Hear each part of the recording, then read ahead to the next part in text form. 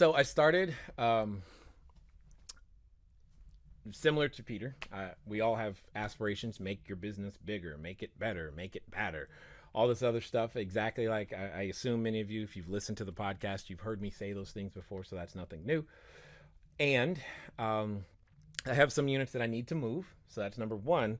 And because I was moving units, I was like, you know what? Since I'm already going to go through the process of moving some units, I might as well see if is it possible to add some more, and how many could I add? And if I challenged myself, could we actually figure out a way to get to, like, 50, 55 units this summer? And so yeah, that started a process, because again, getting to 50, 55 units allows us to retire some old debt and transactions faster. It allows us to be able to put more money towards the future as well. It just allows us to do many more things, and just like it would you guys, right? Because when you're using the profit first model, you can slice and dice and chop it up and make sure things get paid. Anyway, here's my point. In the process of doing that, I started contacting landlords, network, etc. And then one of the landlords that we currently work with was saying, yeah, we like you guys. However, our insurance company doesn't really like you. And I'm like, okay, that's a new one. Talk to me, tell me more.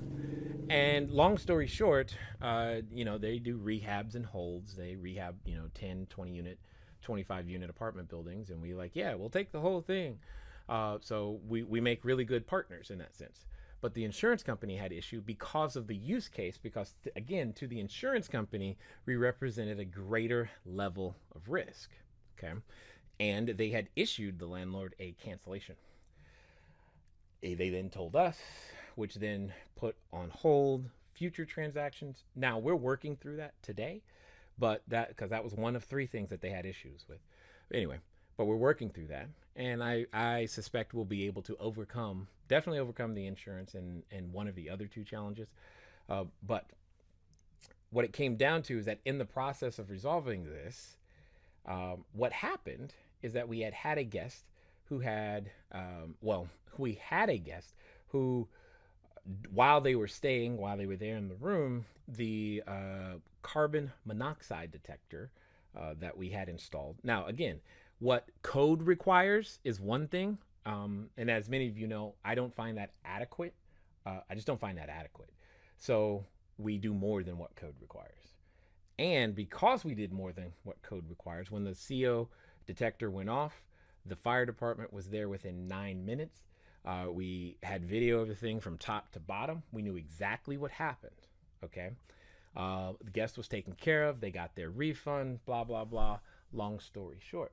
Later, the guest wanted to claim that they had carbon monoxide exposure. Now, because the guest wanted to claim that and went to a personal injury attorney, all this other stuff started, that it ended up at the insurance claim. That's where the risk came from. So in their head, they're like, oh no, we don't want this stuff. Well, then landlord asks us for obviously a copy of our insurance, and obviously, hey, is there any other information you can give us? So we were able to just download videos, give them all the data, the information, because you're able to hear. You got to understand, you're able to hear the fire department. You're able to hear the conversation. You know what's going on and what happened. And with that information, they were able to then send it over to the insurance company saying, like, look, we understand what you're saying, but you don't understand the quality of operators we're talking about. They more than qualify for the rent on a revenue basis, but look at how they operate the business. Look at how they reduce the risk, because the risk that they're using, the tools and system that they're using, are more than what the code requires, more than technically what your insurance requires. And they were able to resolve this way. And after seeing the video and the submission and understanding that our systems are actively monitored and we have verified emergency status and blah blah blah blah, because of all of that, they were like, oh, well, we didn't, they just didn't know.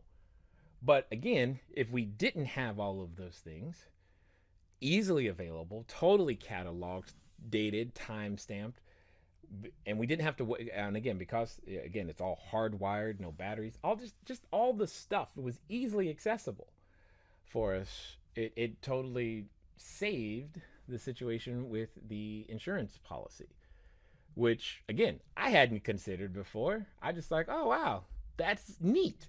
That's a neat benefit in the sense of helping the landlord, in this case, protect his insurance policy because we exceed what's required by code.